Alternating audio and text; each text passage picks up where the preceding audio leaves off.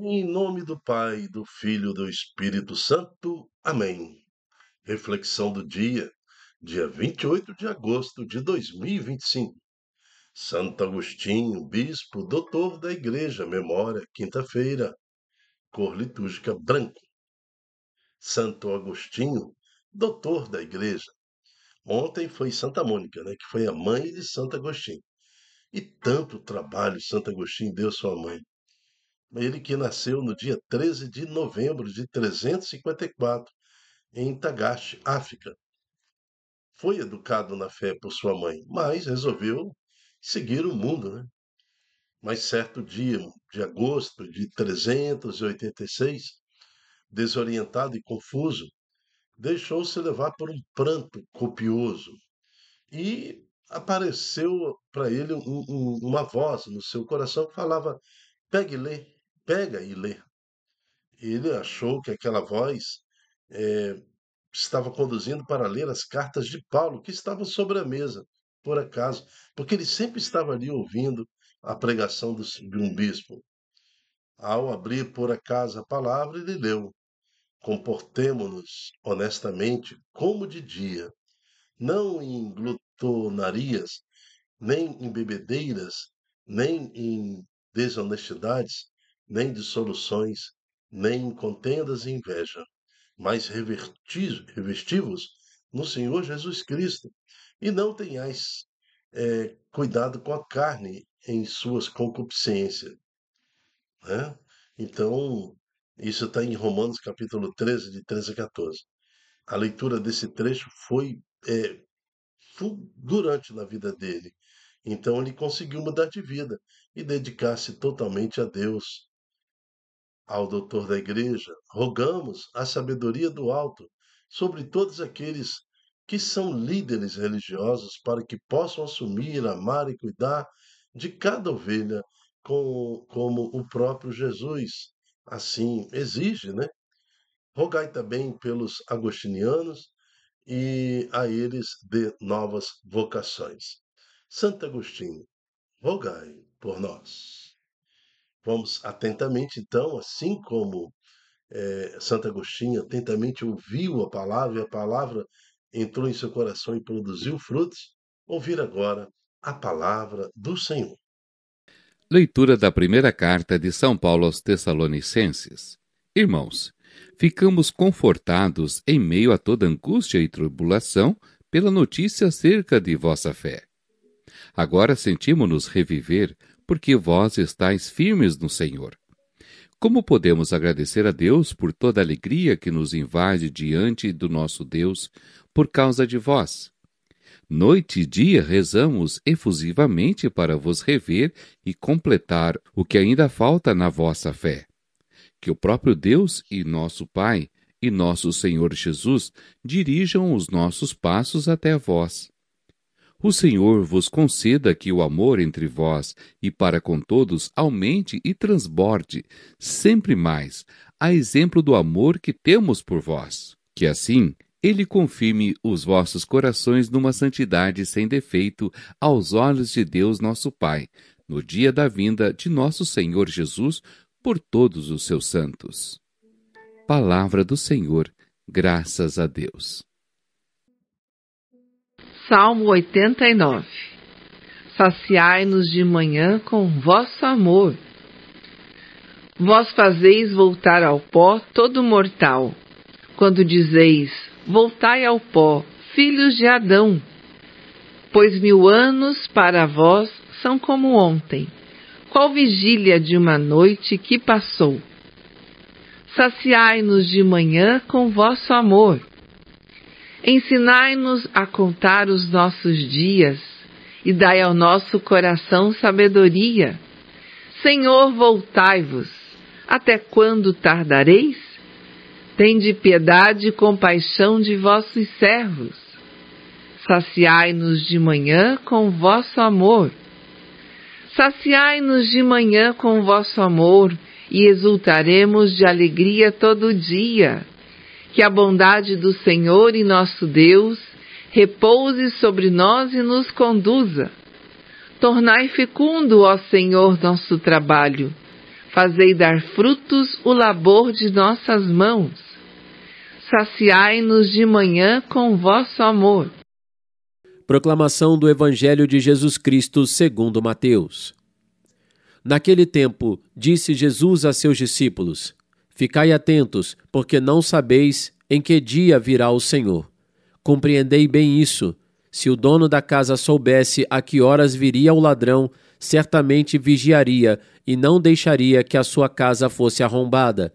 Por isso também vós ficai preparados, porque na hora em que menos pensais, o Filho do Homem virá. Qual é o empregado fiel e prudente que o Senhor colocou como responsável pelos demais empregados para lhes dar o alimento na hora certa? Feliz o empregado cujo Senhor o encontrar agindo assim quando voltar. Em verdade vos digo, ele lhe confiará a administração de todos os seus bens. Mas, se o empregado mal pensar, meu senhor está demorando, e começar a bater nos companheiros, a comer e a beber com os bêbados, então o senhor desse empregado virá no dia em que ele não espera e na hora em que ele não sabe. Ele o partirá ao meio e lhe imporá a sorte dos hipócritas. Ali haverá choro e ranger de dentes. Palavra da salvação. Glória a vós, Senhor. Durante toda essa semana, desde segunda-feira, nós estamos falando da importância da igreja. É Cristo que está colocando em relevância a igreja e aqueles que são separados por Deus para administrar a igreja. O Senhor Jesus está falando dos fariseus, dos doutores da lei, dos sacerdotes, de todos aqueles que são responsáveis pela administração da Santa Igreja. Então, ontem eu pedi e hoje eu peço também que não deixemos esta palavra lá na Jerusalém do século I, porque o Senhor, quando nós atualizamos o Santo Evangelho, somos nós, os diáconos, os padres, os bispos e o Papa. Então, todo esse corpo do clero, todo esse corpo de leigos consagrados, toda a igreja, né? Então, a igreja com todas as suas responsabilidades, porque a pessoa, assim, um leigo pode pensar, mas eu não tenho responsabilidade nenhuma com a Santa Igreja. Quem tem são os padres. Está completamente errado. Você que é leigo e de alguma forma o convite do Senhor chegou para você coordenar uma atividade qualquer, um serviço qualquer dentro da igreja, tu te tornas responsável, tá? Se não cumprir com aquilo que foi feito, com aquilo que te foi convidado, escalado pelo Senhor, você está negligenciando a obra do Espírito Santo em você. Então, pela sua má conduta, uma pessoa pode não se converter. Pensa numa catequista que não tem uma conduta espiritual junto aos seus catequizandos. Que fruto dará naquele coração daquela criança ou daquele adulto que está lá tentando aprender e se converter no Senhor para buscar um batismo? Então, da mesma forma, acontece com as pastorais, com os movimentos. Pensa numa renovação carismática completamente morta, sem sentido, sem nenhum entusiasmo. Como? Que conversão vai dar ali? Né? Já imaginou um terço dos homens sem nenhum compromisso, né, com aquilo que está fazendo, meramente orar o texto? Então, cada um de nós, na nossa dimensão laica, nós temos responsabilidade pelo convite que nos foi dado.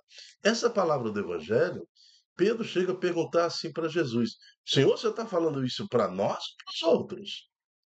Né? E o Jesus responde para eles, para os discípulos, ou seja, para a igreja, para os padres, para os diáconos, para os bispos e para os papas que se sucedem, e para nós, né? Os leigos religiosos consagrados e também os leigos comuns, que somos igreja.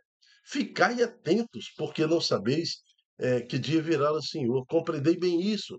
Se o dono da casa soubesse que horas viria o ladrão, certamente vigiaria e não deixaria que sua casa fosse arrombada, né? E depois ele fala no 45, qual é o empregado fiel e prudente que o Senhor colocou como responsável pelos demais empregados para lhe dar alimento na hora certa? É o Papa, é o Bispo, é o Padre, é o Diácono, somos nós, né? Então, nós somos, nessa geração, em 2025, século 21, esse empregado fiel que Deus colocou na sua igreja para acolher e dar alimento ao seu povo. Somos nós. Em verdade, vos digo, é, quando você acha que o Senhor está demorando, então comece a pensar assim: vou bater nos meus companheiros, comer e beber, né, com os bêbados. Então o Senhor desse pregado virá no dia em que ele menos espera, e na hora que ele não sabe, ele partirá ao meio, ele imporá a sorte dos hipócritas. Partir ao meio é o seguinte: o Senhor fez lá a aliança com Abraão.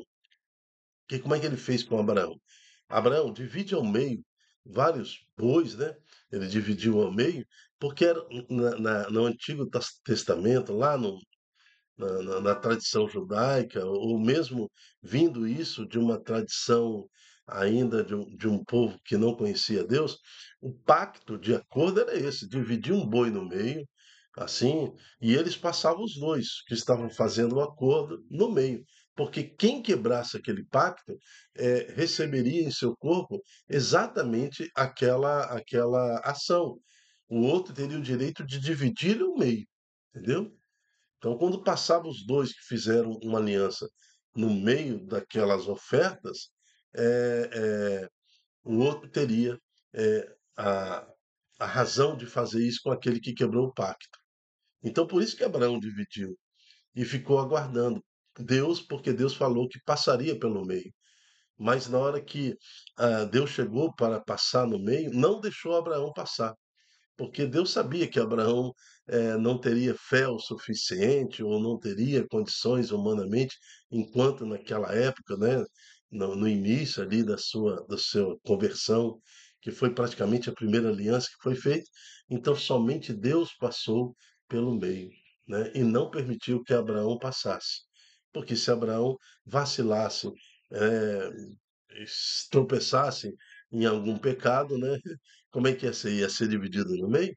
Então somente Deus passou, nos dando aquele sentido de que Deus não quebra nenhuma aliança conosco.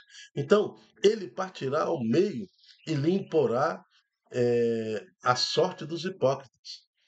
Então é muito grave quando nós administramos as coisas de Deus de uma forma com hipocrisia, ou então com descaso, ou então simplesmente por fazer, né, como se fosse um clube, como se fosse uma associação. Então eu não pertenço a uma pastoral, eu pertenço a um clube, a um clubinho. Eu não pertenço ao movimento, eu pertenço a um clubinho, não à igreja. É muito complicado, irmãos, o que acontece na vida espiritual quando você fala um sim para Deus, quando você fala. Porque o sim para o demônio, o sim para as coisas do mundo, a gente fala toda hora, né? É muito fácil servir o inimigo de Deus, é muito fácil servir ao demônio. Isso nós somos mestres em fazer isso aí. Olha a vida de Santo Agostinho, como que ele serviu ao demônio muito tempo da sua vida, né? E depois ele se converteu. E ao se converter, ele teve todo esse sentido. Tanto que ele é o grande ícone da patrística, né? Dos padres daquele tempo de filosofia que nos trouxe para nós a fé, que nos trouxe para nós todo o sentido da teologia atual, né? Todo o lastro da teologia atual. Então, Santo Agostinho teve também essa perda. Ele serviu a Satanás muito tempo na sua vida. E depois a conversão dele. E todo o sentido de ser uma pessoa convertida, um servo do Senhor, que nos trouxe a riqueza da sua fé. Também na primeira leitura de hoje, Paulo fala exatamente disso aí, ó, né? Olha, olha que ele fala: como podemos agradecer a Deus por toda a alegria que nos invade diante do nosso Deus por causa de vós, né? Noite e dia rezamos efusivamente para vos rever e completar o que ainda falta na vossa fé. E finalmente ele fecha no versículo 13, que assim se confirme vossos corações numa santidade sem defeito aos olhos de Deus, nosso Pai, no dia da vinda do nosso Senhor Jesus, com todos os seus santos. Julgamento final. Então essa é a grande responsabilidade que o Senhor nos dá e nos pede diante da liturgia de hoje. Que sejamos servos do Senhor, que estejamos atentos. Pai e mães foram escalados para educar os vossos filhos na fé, para promovê-los na fé, não abandoná-los no mundo, né, à mercê de Satanás. Então, tudo isso nós somos convidados para, nesse mundo, darmos testemunho de santidade e promoção do nosso Senhor Jesus Cristo. Amém. Eu me chamo Dilton Góes e a Reflexão do Dia é um programa voltado para o estudo bíblico. É uma pregação, é um ensino sobre a liturgia do dia. A nossa intenção é tentar traduzir aquilo que, por Cristo Jesus, a igreja passa para nós pela liturgia diária. E hoje o Senhor Jesus nos sacudiu mesmo, né? Sacudiu mesmo. Aquela pergunta de Pedro, é para nós o senhor está falando ou você está falando para os outros? E Jesus foi bem claro que estava falando para os discípulos, estava falando para todos os leigos consagrados e não consagrados e para nós. Então, que sejamos bons administradores, pois o Senhor há de voltar em honra e glória para julgar os vivos e os mortos. E quando esse dia chegar, nós estaremos juntos com a Assembleia que louva santamente ao Senhor a caminho de casa. Amém. Até a próxima, se Deus quiser. Tchau, tchau.